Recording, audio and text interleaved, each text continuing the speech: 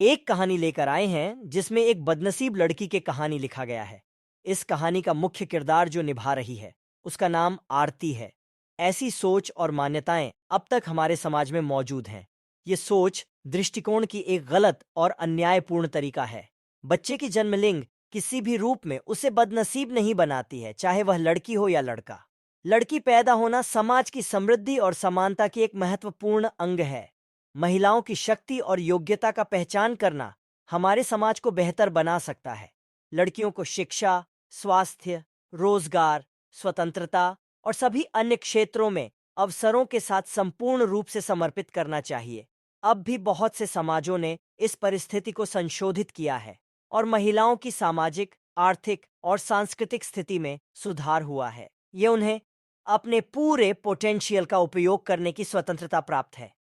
हमें एक समाज में सभी लोगों को समानता, सम्मान और अवसरों का आदान प्रदान करना चाहिए, चाहे वे लड़का हों या लड़की।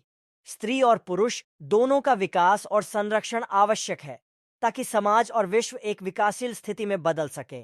इन्हीं सभी कारक के ऊपर में एक लॉन्ग इमोशनल स्टोरी हिंदी लेकर आए हैं, जिसे आप सभी को पढ़कर जरूर अच्छा लगेगा।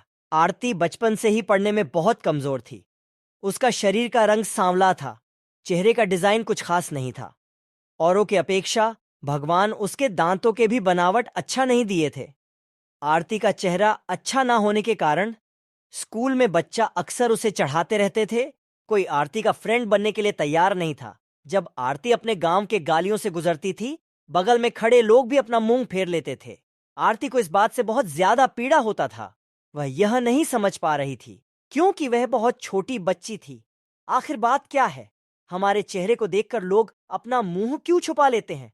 आरती जब स्कूल से घर वापस आती थी, तब अपने माँ से एक यही सवाल करती थी कि माँ, जब हम अपने स्कूल से घर आती हूँ तो लोग हमें ऐसे क्यों देखते हैं, और स्कूल में भी हमसे कोई बात नहीं करता है। हमारा कोई फ्रेंड भी नहीं बन रहा है, अतः हमसे कोई बातचीत भी नहीं करता है। इतना बात सुनकर आरती की माँ की आंख में आंसू आ गया। वह फफक फफक कर रोने लगी, लेकिन अपनी बिटिया को यह नहीं समझा पा रही थी। तुमसे लोग इतना घृणा क्यों करते हैं? माँ आरती से बहुत ज्यादा प्यार करती थी। गली मोहल्ले में आरती को मनहूस जब लोग बोला करते थे, आरती की माँ कड़ी शब्दों में जवाब दे देती थी। आरती की माँ अपने कलेजे के टुकड़े को हर वक्त अपने साथ में रहती थी और जो भी उसे बोलता था उसके बदले में जवाब देती थी। आरती धीरे धीरे अपनी पूरी उम्र जीने की एक आदत बना ली और जो लोग बोल रहे थे उसके पीछे कुछ और सुनने के लिए तैयार नहीं रहती थी। बस अपने काम से मतलब रखती थी, पढ़ाई करती थी और वापस घर लौट जाती थी।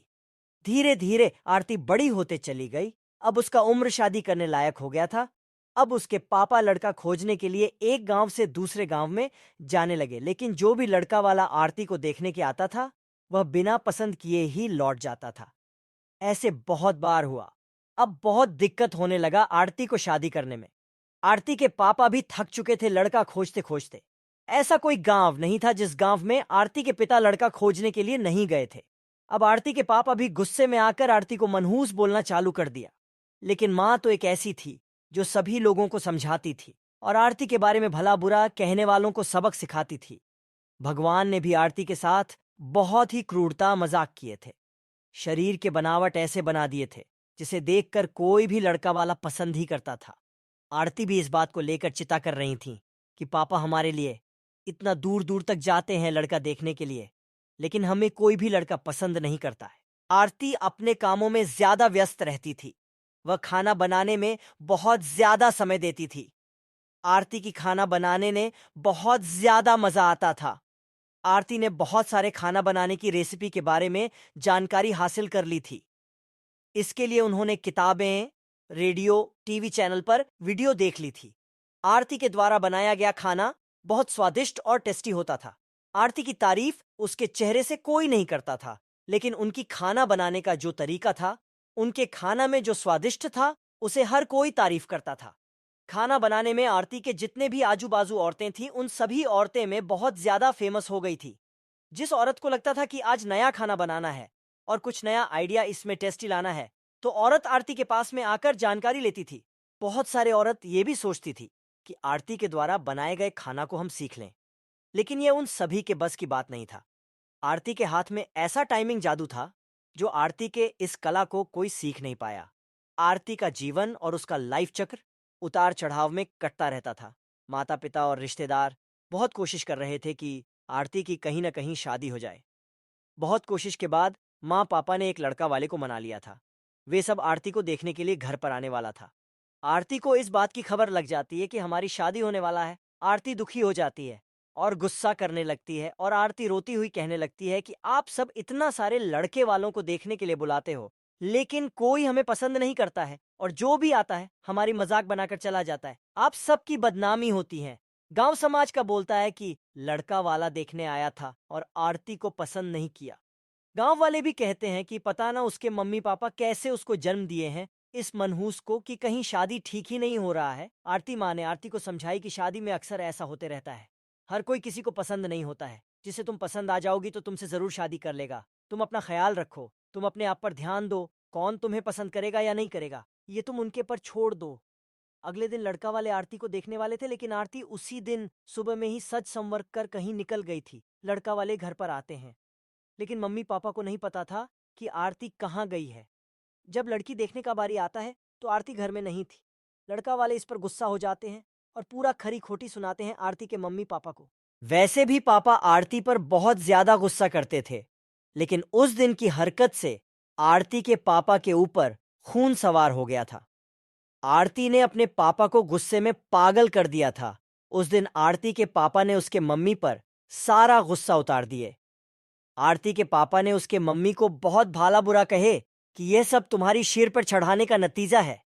तुम्हारी ही वजह से आज आरती ऐसा हरकत कर रही है। अब शाम का वक्त होने वाला था। आरती घर को लौट चुकी थी। आरती के चेहरे पर बहुत ज्यादा खुशी था और उसके हाथ में एक चेक था। आरती कोई एक सर्टिफिकेट लेकर आई थी। आरती ने अपने उपलब्धि के बारे में अपनी मम्मी से कुछ बोलने वाली ही थी कि इसी बीच आरती के मम्मी ने उसको खरी खोटी सुनाना शुरू कर दिया। उसकी मम्मी ने आरती को इतना खरी खोटी सुनाई कि आरती सपना में भी ये नहीं सोच पाती कि मम्मी आज हमें इतना भला बुरा बोलेगी। इससे पहले आरती की मम्मी ने आरती को इस तरह के शब्दों का उच्चारण नहीं की थी।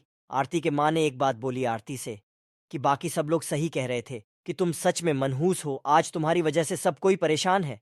अच्छा तो होता कि तुम पैदा होते ही मर जाती। आज यह दिन हमें देखने को नहीं पड़ता। गांव घर में मेरा सिर नहीं उठ पा रहा है। आरती इस वाक्य को सुनकर अवाक थी। वह कुछ बोल नहीं पा रही थी, क्योंकि जब आरती बोलने की कोशिश कर रही थी उसके मम्मी की शब्दों से इसकी आवाज दब जाता था। आरती चुपचाप निठुर भाव से खड़ी थी। आरती की आंख में आंसू बहा रहे थे। आरती बिल्कुल व्याकुल हालत में खड़ी थी। वह कुछ बोल नहीं पा रही थी। आरती अपने माँ से एक ही सवाल कर रही थी, माँ क्या मैं इतनी बदनसीब हूं कि मुझे आप मारना चाहती थी? क्या मैं मर जाऊं? मैं इतनी बुरी हूं? आप मुझे मारना चाहती थी। मैं ऐसी क्या गलती कर दी हूं? आरती के द्वारा बोला गया एक भी बात का असर उसके मम्मी पर नहीं था। आरती की मम्मी काम कर रही थी और गुस्से में आरती के ऊपर में अनेकों बात का प्रहार कर रही थी। आरती निठुर भाव से अपनी मम्मी की ओर देख रही थी और उसके बातों को सुन रही थी। आंख से आंसू बहा रहे थे, लेकिन आरती चुपचाप खड़ी रही। आरती एक ही सवाल कर रही थी, माँ क्या आप मुझे मारना चाहते हो? गुस्से में मम्मी ने भी बोल दिया। बिना एक पल बिताए ही सीधा अपने कमरे में जाकर दरवाजा बंद कर लेती है। 1-2 मिनट के बाद में मम्मी का गुस्सा शांत होता है। तब आरती के मम्मी को अपनी गलती का एहसास होता है। उसके मम्मी आरती के रूम की तरफ गई और दरवाजा खोलने के लिए बोली, लेकिन आरती ने अपने रूम को अंदर से बंद कर लिया था। आरती के माँ ने जब देखी कि आरती अंदर से दरवाजा बंद कर ली है, आरती के माँ सोची कि ये कोई गलत कदम नहीं उठा ले। इसलिए आरती के मम्मी ने उसके पापा के पास तुरंत कॉल की घर आने के लिए। दोनों ने दरवाजा खोलने के लिए काफी कोशिश की, लेकिन आरती ने दरवाजा नहीं खोली। कुछ समय बीतने के बाद आरती के पापा को अब एहसास हो गया कि आरती कुछ गलत कर ली है। आरती के पापा ने तुरंत दरवाजा को तोड़ दिए। आरती के मम्मी पापा ने अंदर का सीन देखा तो अवाक रह गए। आरती ने दुपट्टे का फंदा बनाकर पंखा से लटक रही थी। अभी ज्यादा वक्त नहीं हुआ था, वह सिर्फ बेहोश हुई थी। माँ और पापा ने तुरंत उसे उठाकर पंखा से अलग किए, फिर गले से दुपट्टा निकाला और बेड पर आरती को लेटा दिए। स्थिति को देखते हुए उन्होंने तुरंत डॉक्टर को कॉल लगाए। माँ की नज़र अपनी लाडली बेटी आरती के मुट्ठी बांधे हाथ पर जाता है। हाथ में एक चिट्ठी रहता है और टेबल पर पड़ी 5,000 का चेक मिलता है, जिसमें 5 स्टार होटल में सेफ की नौकरी करने के लिए कंफर्मेशन लेटर था। उसी कंफर्मेशन लेटर और चिट्ठी को लेने के लिए आरती बाहर गई हुई थी। कुछ समय के बाद डॉक्टर आते हैं और आरती का इलाज करते हैं। डॉक्टर आरती के चेकअप करने के बाद बोलते हैं कि शुक्र है, लड़की बच गई।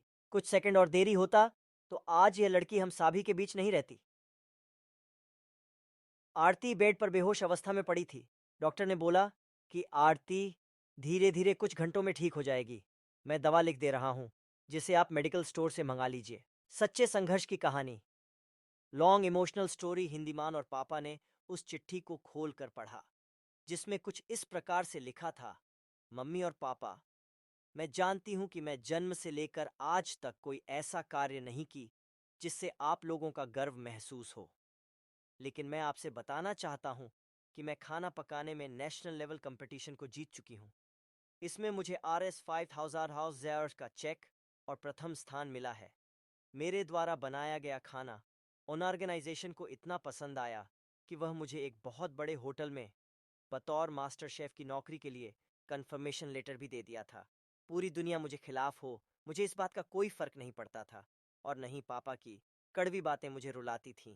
मैं पापा से हर वक्त प्यार करती थी और मम्मी को दिल से चाहती थी। मैं जानती थी कि मम्मी और पापा केवल बाहर से ही सख्त दिखते हैं, लेकिन अंदर से मुझे बहुत ज्यादा प्यार करते हैं। यदि मम्मी और पापा मुझे प्यार नहीं करते तो मेरे लिए बिना कहे हुए कपड़ा, मिठाइयाँ, किताबें नहीं लेकर देते। माँ की ममता और प्यार को कोई क्या बयां कर सकता है। माँ मेरी चाहत और दुनिया थी। पापा की प्यार मुझे बहुत सताएगी। मैं अब इस दुनिया को अलविदा कहकर जा रहे हो। मेरी माँ, मेरे पापा इस दुनिया के सबसे खूबसूरत हैं। मैं जानती हूँ कि आपने कभी ना कभी भगवान से प्रार्थना जरूर की होंगे कि अगले जन्म में मेरे को ऐसे औलाद मत दीजिएगा। लेकिन मैं भी भगवान से प्रार्थना करती थी कि अगले जन्म में, क्या 7 जन्मों तक, मुझे आप जैसे ही मम्मी पापा मिले। और आज यही प्रार्थना कर रही हूँ। मैं उस भगवान के पास जा रही हूँ जिसे आप लोग बहुत पहले हम हैं वहां पर भेजना चाहते थे। चिट्ठी में बहुत सारे इमोशनल बातें लिखी गई थीं, जिसे पढ़कर आरती के मम्मी पापा की पांव तले जमीन खिसक गए थे। आरती के मम्मी पापा बहुत पछतावा कर रहे थे और उनके आंख से आंसू बहुत ज्यादा गिर रहे थे। आरती बेड पर भीड़ पड़ी हुई थी। उसकी माँ उसके सिर पर हाथ फेर कर रो रही थी। पिता को बर्दाश्त नहीं हो रहा था। वह भी आरती के लिए जोर जोर से चिल्लाकर रोने लगे। आज के इस long emotional story Hindi short कहानी से हमें यही शिक्षा मिलता है कि हमें कभी भी दूसरे के बारे में कमेंट नहीं करना चाहिए। भगवान जो भी उस व्यक्ति को दिए वह कुछ सोच समझकर ही दिए होंगे। दूसरे पर कमेंट करने से पहले खुद को भी देख लेना चाहिए कि हमारे अंदर कितना अवगुण है।